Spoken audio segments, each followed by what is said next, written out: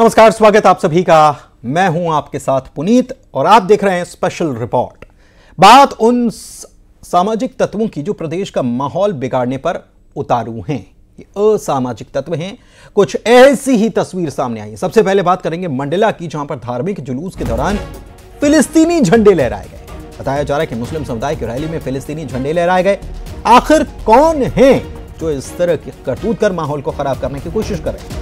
हालांकि पुलिस ने मौके पर पहुंचकर स्थिति को काबू में किया। उधर मंदसौर में जुलूस के दौरान मंदिर पर पत्थर फेंकने का भी मामला सामने आया, जहां पर पत्थर लगने से एक व्यक्ति को चोट आई है। मंदिर पर पत्थर फेंकने के बाद माहौल गर्मा गया। स्थिति को देखते हुए प्रशासन ने बाजार को भी बंद करा दिया था।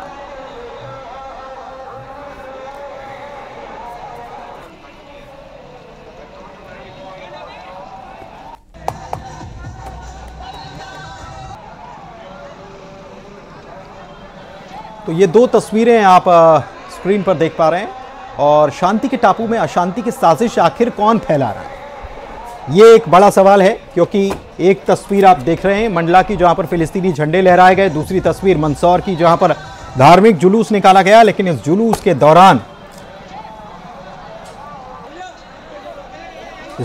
दौरान पत्थर जो है वो फेंके गए। एक मंदिर के ऊपर पत्थर उछाला गया, जिसमें एक शख्स को चोट आई है और उसको काफी चोटें आई है उस शख्स को।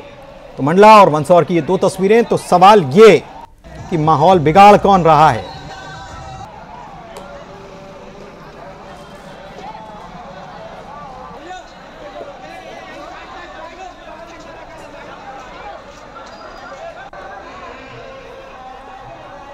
और हमारे सहयोगी हमारे साथ जुड़ने वाले हैं दोनों जगहों से। लेकिन सबसे पहले मंदसौर का रुख कर लेते हैं। नरेंद्र धनौतिया हमारे साथ, हमारे संवाददाता जुड़े हुए हैं। ताजा स्थिति उनसे जान लेते हैं। इस मामले में क्या एक्शन हुआ है अब तक? क्या उस शख्स की पहचान हो पाई है जो कि जिसको कहते हैं कि त्योहार एक तरफ है और दूसरी तरफ यहां कहीं ना कहीं स्थिति को गंभीर करने की कोशिश या साजिश रचता हुआ नजर आया? क्या जानकारी नरेंद्र?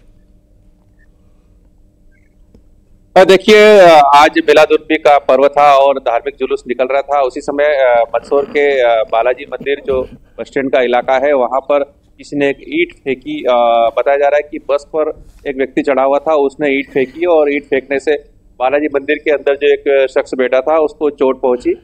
उसे जिला चिकित्सालय वहां पर भर्ती कराया गया। लेकिन इस घटना की सूचना मिलते ही स्वाभाविक रूप से इस तरह की घटना जब होती है कि जब किसी एक वर्ग विशेष का जुलूस निकले और उससे पथराव हो जाए और किसी व्यक्ति को चोट लग जाए, तो आक्रोश स्वाभाविक है। हजारों की संख्या में लोग यहाँ पर सड़कों पर निकल आए और अफरा तफरी का माहौल हो गया।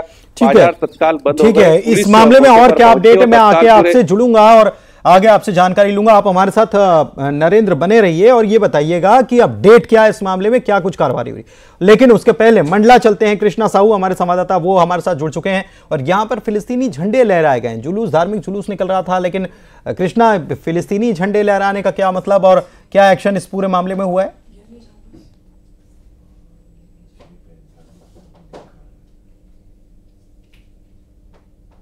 जो एक युवक, एक क्या है या दो क्या, दो तीन क्या है, ऐसे युवक जो हर चौक चौराहे पर जो पूरे जुलूस के दौरान झंडे लहराते हुए नजर आए। इसके साथ ही मैं बता दूं पुनीत की एक दो बार यहाँ पर पुलिस ने इनको रोका भी था, लेकिन ये युवक बाज नहीं आए और एक जो शांत माहौल है उस स्थिति को बिगाड़ने की कोशिश की। इस मामले में अभी जो पुलिस है उन्होंने युवाओं को चिन्हित कर रहे हैं, उन पर कार्रवाई करने की तैयारी की जा रही है। वहीं दूसरी तरफ जो बाकी हिंदूवादी जो संगठन है वो थाने पर घेराव कर रहे, कोतवाली थाने का घेराव किया है और उन्होंने युवा को जल्दी पकड़ने की मांग की है और युवा के खिलाफ कानूनी कार्रवाई करने की बात कर रहे हैं। हालांकि इस पूरे मामले पे अभी जो पुलिस प्रशासन के द्वारा लगातार स्थिति को नियंत्रण में रखा गया है और जो युवक के द्वारा जो ये काम किया गया है उनको ढूंढने की कोशिश की जा रही है पुलिस। लेकिन सवाल ये है कि पुलिस, देखिए हम तो तस्वीरें देख भी रहे हैं कि पुलिस इस दौरान पूरी मौजूद थी, पूरा पुलिस बल मौजूद था।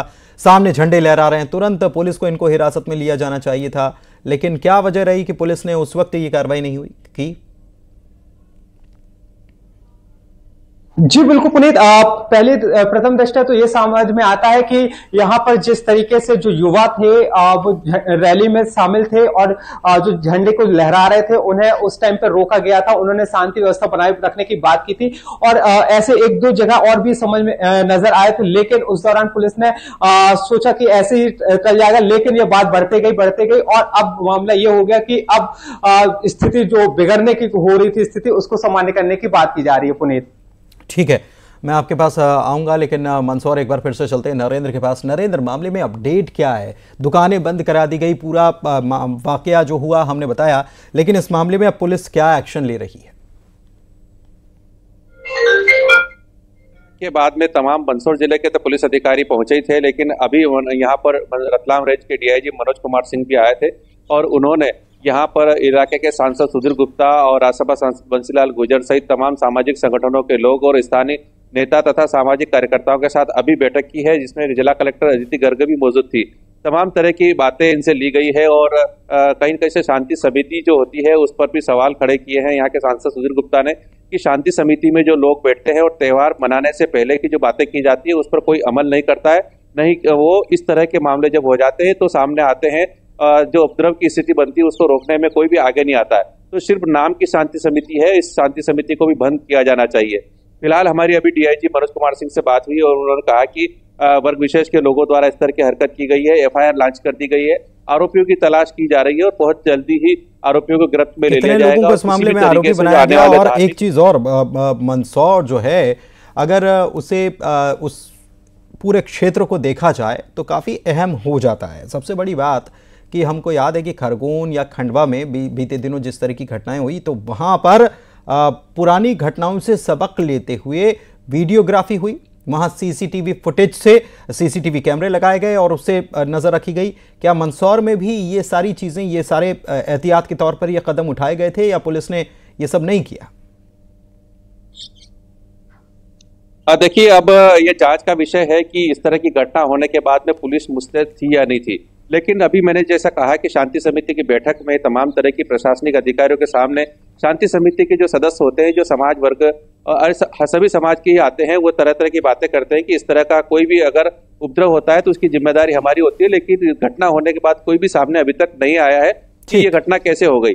जहां तक प्रशासन की और पुलिस की बात है, लोगों ने सवाल पुलिस और प्रशासन पर भी खड़े किए हैं कि पुलिस अगर मुस्तैद होती और इस तरह से निगाह रखती तो यह घटना नहीं होती, और इस कारण एक व्यक्ति के ईंट फेंके जाने के बाद में जो बाजार में स्थिति उत्पन्न हुई, बाजार बंद हो गए और लोगों में अफरा तफरी का माहौल बना, यह नहीं होता। तमाम जिले की पुलिस बुलाना पड़ी, वो नहीं बुलानी पड़ती। इस तरह के तमाम सवाल खड़े हो रहे हैं कि घटना होने के बाद में कौन जिम्मेदार है। फिलहाल पुलिस ने अभी तक तो ये खुलासा नहीं किया है कि कितने आरोपी उनकी गिरफ्त में है और कितने को राउंड अप कर लिया गया है, लेकिन फिलहाल पुलिस की नजर पूरी इस मामले पे है और ये भी पुलिस को आशंका है। बिल्कुल बिल्कुल, ये पहले से, ये जब इस बात की आशंका पहले बनी हुई थी तो फिर जाहिर सी बात है कि वो सारे स्टेप्स उठाए जाने चाहिए थे। चलिए, बहुत शुक्रिया आप दोनों का इस तमाम जानकारी के लिए। देखना होगा कि इस मामले में अब क्या एक्शन होता है दोनों मामले में। लेकिन